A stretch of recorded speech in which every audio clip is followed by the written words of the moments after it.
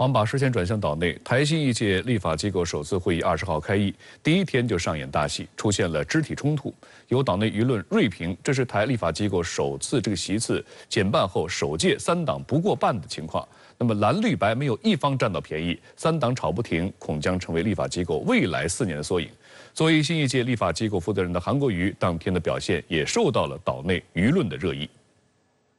新一届台立法机构20号召开首次会议，邀请台行政机构负责人陈建仁做施政报告，并接受总质询。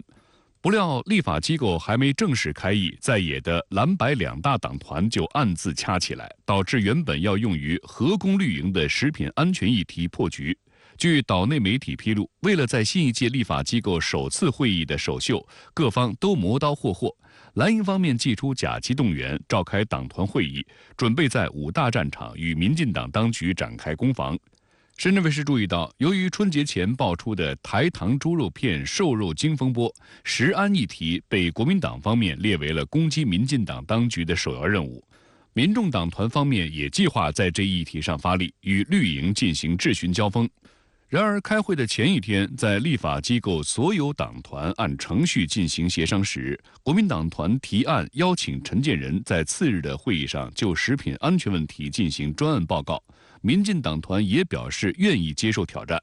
有观察认为，按理说这份提案理应顺利通过，成为韩国瑜主导的第一项立法机构党团成功协商记录。但是民众党团却临时突然发难，要求21号针对食安问题加开协商会议。马上民进党方面也声称要23号才能进行商议。最终韩国瑜选择妥协，以立法机构负责人身份裁定择期协商。原本板上钉钉的事儿突然打了水漂，引发国民党不满。我认为在议题上面还是要合作，但是如果今天你只想当老大，你只想冲你自己的声量，你只想说我才能主导这整个议题，其实我们大家合作起来就会非常痛苦。所以你可以看到，没有这个食安报告，我个人认为民众党要负大部分的责任。实际上，岛内舆论在选后就已经指出，虽然民众党只掌握了8个席位，只有其他2党的约15%，但由于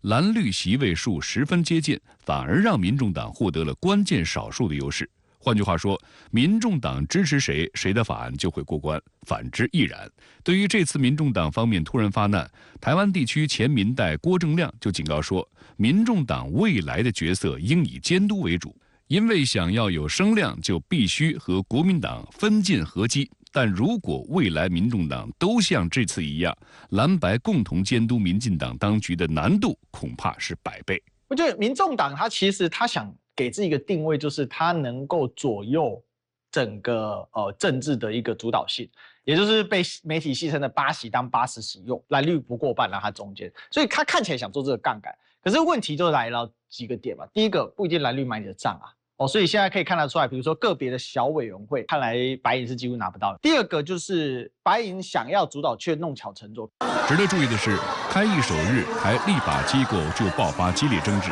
一度爆发肢体冲突。国民党的民代齐聚质询台前，拿出预先准备的标语、麦克风及喇叭音箱，高呼“我们要食安，孩子要健康”等口号，并要求民进党当局行政机构负责人陈建仁为台中市查出含瘦肉精猪肉道歉。我们要食安，孩子要健康，孩子要健康。国民党籍民代罗志强还当场呛声，称高雄查出辣椒粉含致癌物质苏丹红，要求民进党籍高雄市长陈其迈也来立法机构说明。不料受陈其迈一路照顾提拔的民进党籍民代黄捷突然大抓狂，跳起来冲上前就要抢罗志强麦克风。国民党籍民代徐巧芯见状，一个箭步挡在中间，当场制止黄捷的动作，场面混乱。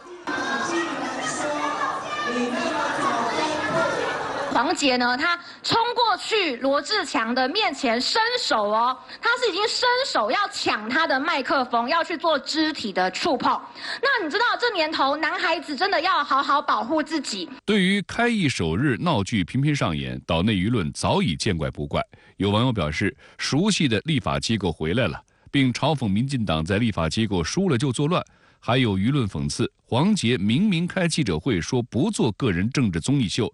今天却对媒体喊话，推搡间还没忘记看镜头。这种表现也好，作秀也好，生旦净末丑各种角色都有，只要能够上媒体，最后用丑的方式来表现他的愿力。可是事实真相是他想要表现，可是表现抓错了议题，他的表演抓错了对象，然后他抓错了场合。值得注意的是，民众党团的表现，他们全程没有参与蓝绿的争斗，而是做起了看戏观众。不过冲突也没有持续太久，韩国瑜及时出声。现在我们继续开会好吗？好。随着台立法机构负责人韩国瑜发声，蓝绿民代渐渐停止打口水仗，陈建仁得以上台发表施政报告。随后，针对民进党当局春节前突然下令6月起再度禁止台湾旅行社组团到大陆旅游，引爆旅游业者怒火。国民党及民代在质询环节发起穷追猛打，质疑为何选前说要开放，选后就原形毕露，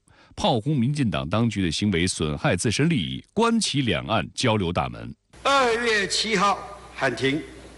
是您的意思，还是赖清德的意思？我告诉我就好。不过我们居然是拿自己的旅游业者来开刀，是谁的指示？台湾联合报21号的评论指出，台新一届立法机构在一片喧哗声中登场，而对于老百姓关心的问题，蓝营是故弄玄虚，绿营则上演拖字诀，民众党则趁乱突袭。在3党不过半的情况下，这样的场面一点都不奇怪。蓝绿白3大党团不是正在吵架，就是在吵架的路上。立法机构开议首日的乱象，恐怕是未来4年岛内政坛的缩影。但首次担任立法机构负责人的韩国瑜，仍然承载了岛内不少民众的期待，希望他未来在监督和掣肘民进党掌控的行政机构上发挥更大领导作用。韩国瑜在19号上午举行的新春团拜会上，谦虚表态，称自己是新同学，也立下军令状，要求每个单位螺丝一定要拴紧。他表示，期盼未来工作能顺利展开。他身为立法机构龙头，一定要通过各种有利民生的法案，落实苦民所苦。最困难就是今年，尤其是第一会期前几个月这一段时间，他必须要非常谨慎的应对这些东西。那我觉得韩国瑜的质变会是在第2年，好的大概这个一半之后，他慢慢站稳的脚跟，威信建立起来之后，那个时候我们会更多的看到。他担任一个龙头，如何让我们的立法机关可以更大程度的发挥监督执政机关的这样的一个功能跟效能？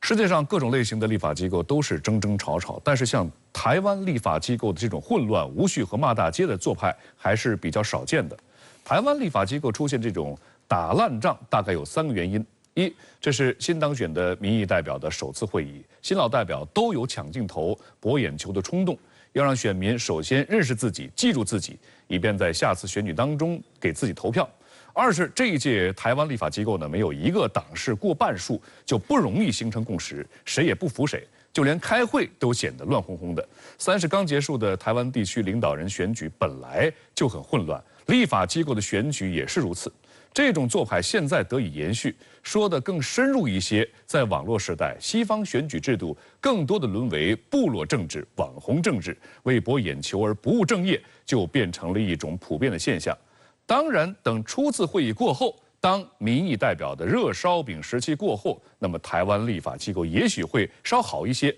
但要形成立法共识还是很难的。立法机构的负责人韩国瑜面临着巨大的挑战。